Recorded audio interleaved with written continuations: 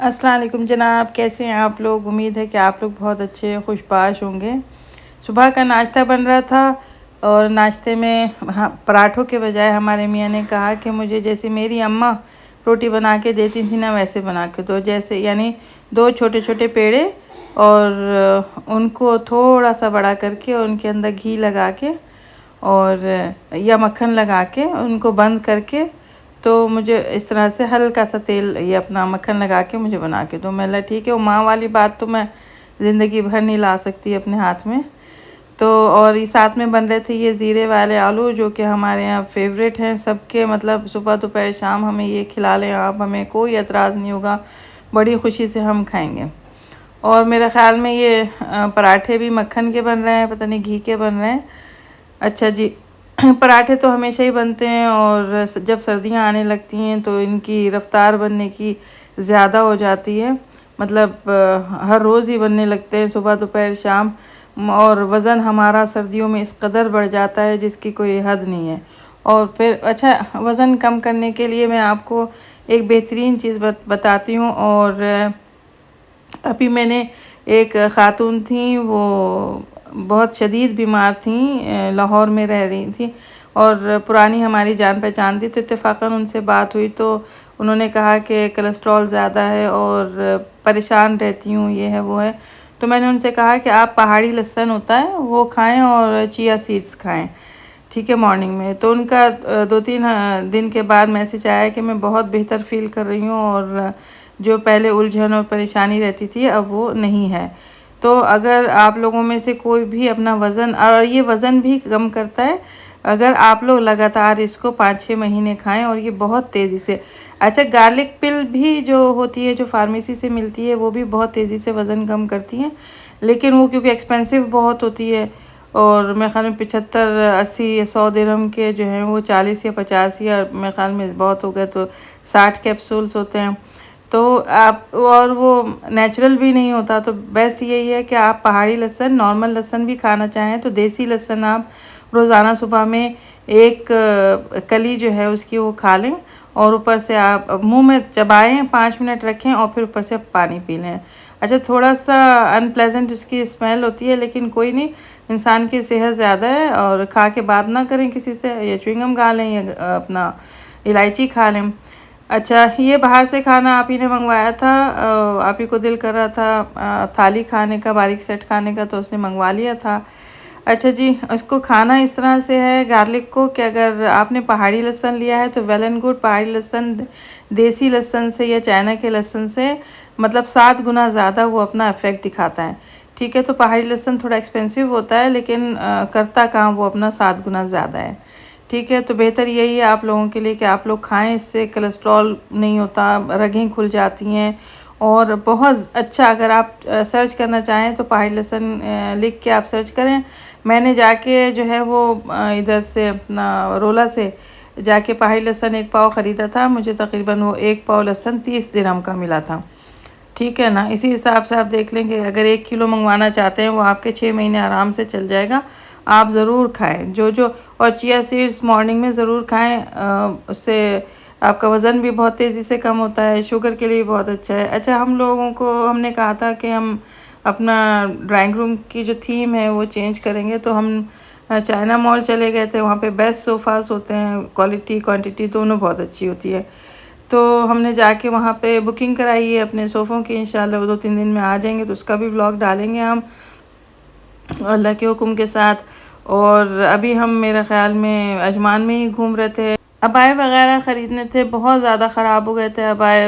हम उम्रे पे भी गए थे, इधर भी 2-3-4 महीने हो गए थे मुस्तकिल हम वही अबाए जो है वो पहन रहे थे। तो हमने अबाए भी ख़रीदे, उसका भी आपको अगले व्लॉग में दिखाएंगे। बहुत खूबसूरत और एक्सपेंसिव अबाए हैं। हम हमेशा सस्ते में काम डालते हैं, लेकिन इस दफ़ा हमने थोड़ा सा एक्सपेंसिव लिए। हमने बोला कि उनकी क्वालिटी ज़्यादा इतनी वो अच्छी नहीं होती। अबाए यहाँ पे यूएई में हैं ही बहुत महंगे। मतलब अगर आप चीप से चीप अबाया भी लेना चाहेंगे ना, तो वो 250 रुपये से 250 दिरहम से कम का नहीं है। जबकि यहाँ पे इतने अबाए बनते हैं, लेकिन इनकी जो कॉस्ट है वो कम नहीं होती, ठीक है। और जो अगर आप थोड़े से एक्सपेंसिव लेना चाहें तो वो चले जाते हैं 400 या 500 तक अबाए। और अगर आप चाहते हैं कि वो आप मुस्तकिल पहने और वो 3-4 महीने बाद ख़राब हों तो वो 400-500 से कम नहीं आएंगे।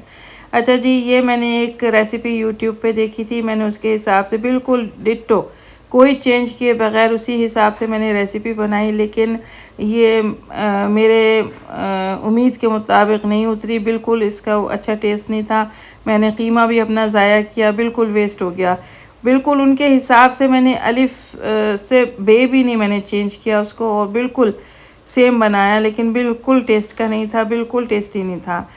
बस रिस्क था इसलिए हमने इसको फेंका नहीं और ज़बरदस्ती हमने इसको खाया। जो कुछ बच गया था वो मैंने चिड़ियों वगैरह को डाल दिया। बस ये हुआ। अच्छा, घर में कुछ फंक्शंस वगैरह आने वाले हैं, इंशाल्लाह उनका भी व्लॉग आपके साथ शेयर करेंगे। शॉपिंग के लिए जाना है इंशाल्लाह, कल या परसों के किसी दिन जाएंगे, क्योंकि वीकेंड भी है और बच्चों के स्कूल की भी छुट्टी है, तो आसानी हो जाएगी।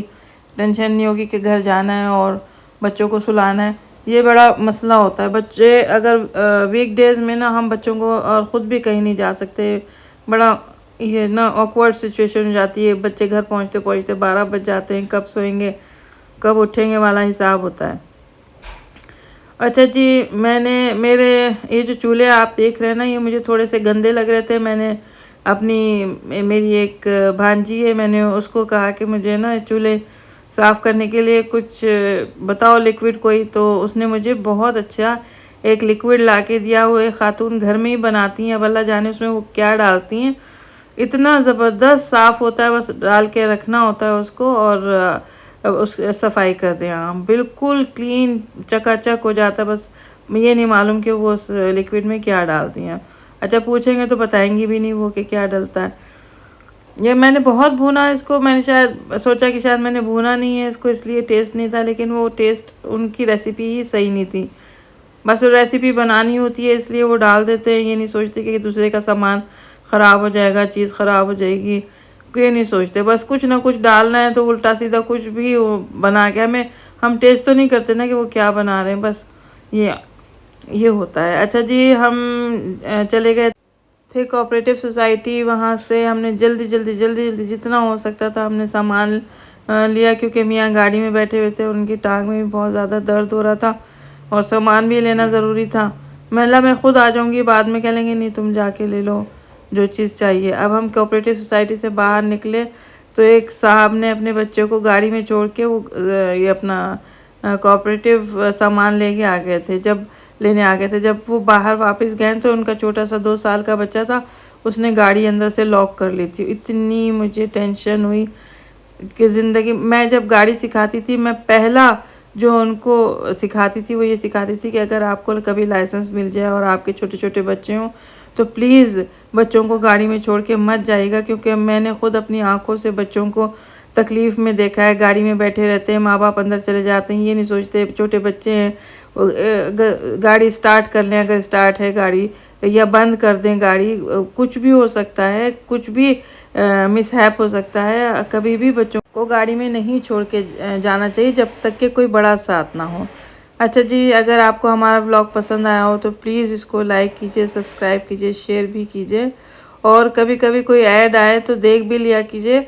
एड्स देखने में मजाक कोई नहीं है। अल्लाह आपका भला करे, खुश रहें, सलामत रहें, आबाद रहें। अल्लाह हाफिज़।